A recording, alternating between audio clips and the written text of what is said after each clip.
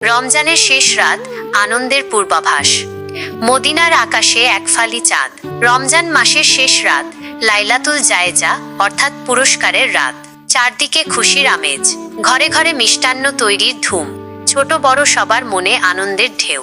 হযরত মুহাম্মদ সাল্লাল্লাহু আলাইহি ওয়াসাল্লাম তার পরিবারের সদস্যদের নিয়ে ঈদের প্রস্তুতিতে ব্যস্ত। তিনি উম্মুল মুমিনিন আয়েশা রাহকে ডেকে বললেন, আয়েশা, আগামীকাল ঈদ, আমাদের সবার জন্য পরিষ্কার জামা কাপড় প্রস্তুত রাখো। আর হ্যাঁ, দরিদ্রদের জন্য কিছু খেজুর ও খাদ্য সামগ্রী আলাদা করে রাখো। আয়েশা রাহ বললেন, ইয়া রাসূলুল্লাহ, আপনার নির্দেশ শিরোধার্য। তিনি তার কন্যা ফাতেমা রাহকে ডেকে বললেন, ফাতেমা, আগামীকাল ঈদের দিন আত্মীয় স্বজন বন্ধু বান্ধব সবাই আসবে, তাদের জন্য সুন্দর করে ঘর সাজাও। আর হাসান ও হুসাইনকে ঈদের জন্য প্রস্তুত করো। ফাতেমা রাহ বললেন, আব্বাজান, আপনি নিশ্চিন্ত থাকুন, সবকিছু সুন্দরভাবে সম্পন্ন হবে। হযরত মুহাম্মদ সাল্লাল্লাহু আলাইহি ওয়াসাল্লাম রাতের শেষ ভাগে তাহাজ্জুদের নামাজ আদায় করলেন। এরপর তিনি আল্লাহর কাছে দোয়া করলেন, হে আল্লাহ, আমাদের রোজা কবুল করুন, আমাদের ঈদকে আনন্দময় করুন, আর এই দিনে সকল মুসলিম উম্মাহকে ক্ষমা করুন। ঈদের সকাল, নতুন দিনের সূচনা।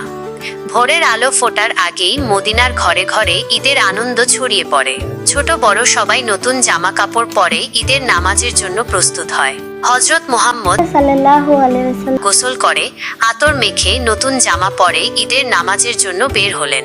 তার সাথে ছিলেন সাহাবীগণ ও মদিনার অন্যান্য মুসলিমগণ। ঈদের নামাজের জন্য ঈদগাহে এক বিশাল সমাগম। হযরত মুহাম্মদ সাল্লাল্লাহু আলাইহি ওয়াসাল্লাম ইমামতি করলেন। ঈদের নামাজ শেষে তিনি খুতবা দিলেন। খুতবায় তিনি রমজানের তাৎপর্য, ঈদের আনন্দ এবং মুসলিমদের কর্তব্য সম্পর্কে আলোচনা করলেন। তিনি বলেন, ঈদ শুধু আনন্দের দিন নয়, এটি কৃতজ্ঞতা প্রকাশের দিন। এই দিনে আমরা আল্লাহর কাছে কৃতজ্ঞতা জানাই যে তিনি আমাদের রমজানের রোজা রাখার তৌফিক দিয়েছেন। খুতবা শেষে সবাই একে অপরের সাথে কোলাকুলি করে ঈদের শুভেচ্ছা বিনিময় করেন। হযরত মুহাম্মদ সাল্লাল্লাহু আলাইহি ওয়াসাল্লাম ও সকলের সাথে কোলাকুলি করেন এবং ঈদের শুভেচ্ছা জানান। আত্মীয় স্বজনের সাথে সাক্ষাৎ, ভালোবাসার বন্ধন। ঈদের নামাজ শেষে হযরত মুহাম্মদ সাল্লাল্লাহু আলাইহি ওয়াসাল্লাম তার পরিবারের সদস্যদের সাথে দেখা করতে যান। তিনি তার কন্যা ফাতেমা রাহ এর ঘরে যান।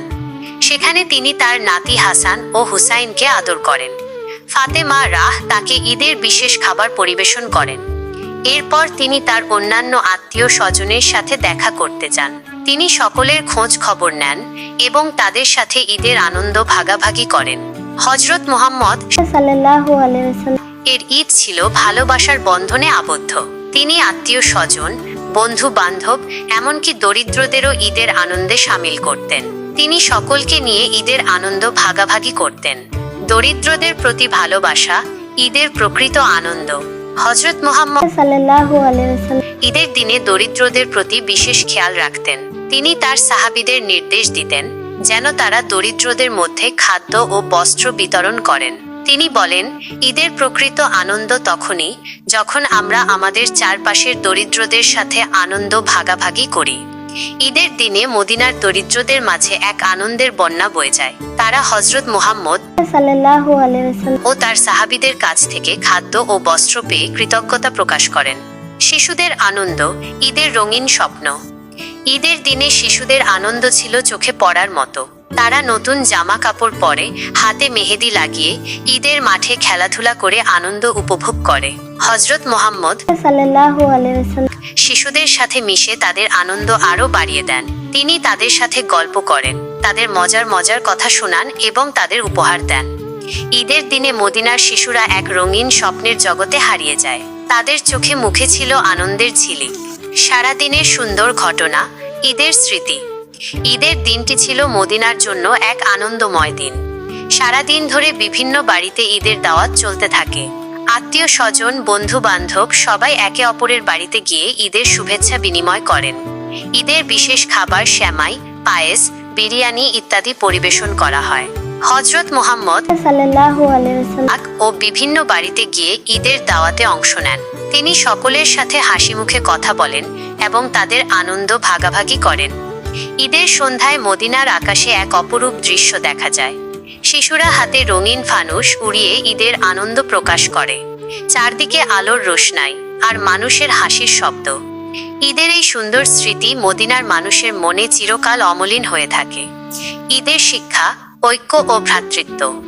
ঈদের দিনটি মুসলিমদের জন্য ঐক্য ও ভ্রাতৃত্বের শিক্ষা নিয়ে আসে। এই দিনে ধনী গরিব, ছোট বড় সবাই এক কাতারে সামিল হয়। ঈদের নামাজে কাঁধে কাঁধ মিলিয়ে দাঁড়ানো, কোলাকুলি করা, একে অপরের বাড়িতে যাওয়া আসা করা, এসবই ঐক্য ও ভ্রাতৃত্বের প্রতীক। হযরত মুহাম্মদ সাল্লাল্লাহু আলাইহি ওয়াসাল্লাম বলেন, মুসলিমরা এক দেহের মতো। যদি দেহের কোনো অংশে ব্যথা লাগে তবে পুরো দেহ তা অনুভব করে। ঈদের এই শিক্ষা মুসলিমদের মধ্যে ঐক্য ও ভ্রাতৃত্বের বন্ধন আরও দৃঢ় করে। এইভাবেই হযরত মুহাম্মদ সাল্লাল্লাহু আলাইহি ওয়াসাল্লাম রমজানের ঈদে আনন্দ ভাগাভাগি করতেন। ঈদের দিনটি ছিল তার কাছে শুধু আনন্দের দিন নয়, বরং এটি ছিল ঐক্য, ভ্রাতৃত্ব ও ভালোবাসার দিন।